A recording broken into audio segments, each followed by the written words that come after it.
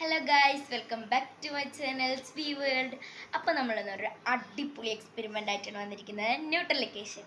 അപ്പോൾ അതിനായി എൻ്റെ മുന്നിൽ ദേ മഞ്ഞൾ കലക്കി വെള്ളം കാണാം. ഇതിനേക്ക് ബേസ് ഇടാം. ബേസ് ഇടുമ്പോൾ കളർ ചേഞ്ച് ഇടാം. കാണിച്ചിടാവേ.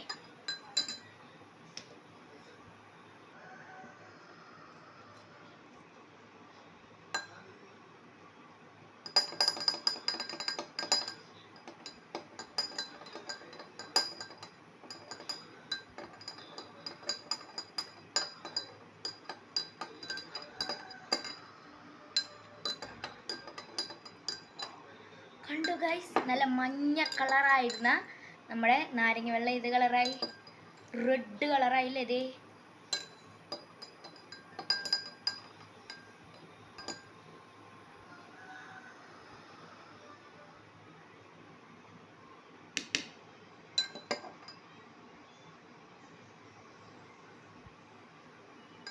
ഒരു ചുമപ്പ് കളറായില്ലേ.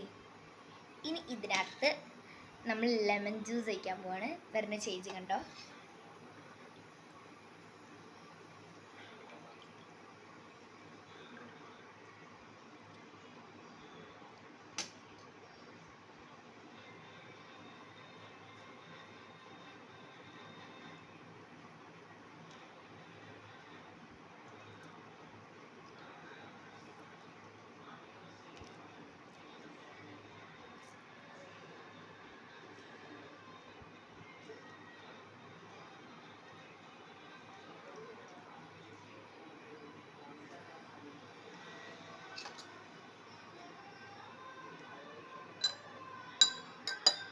എന്ത് കളറായി?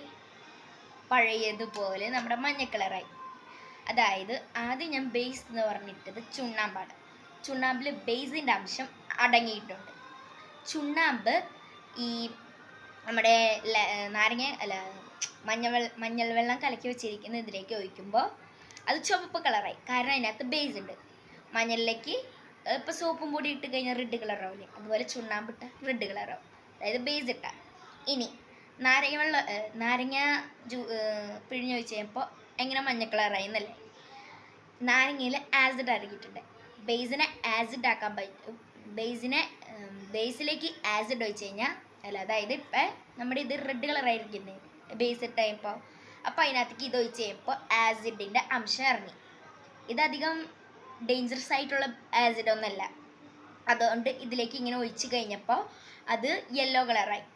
ഇത്രയേ ഉള്ളൂ. Thank you. Bye bye.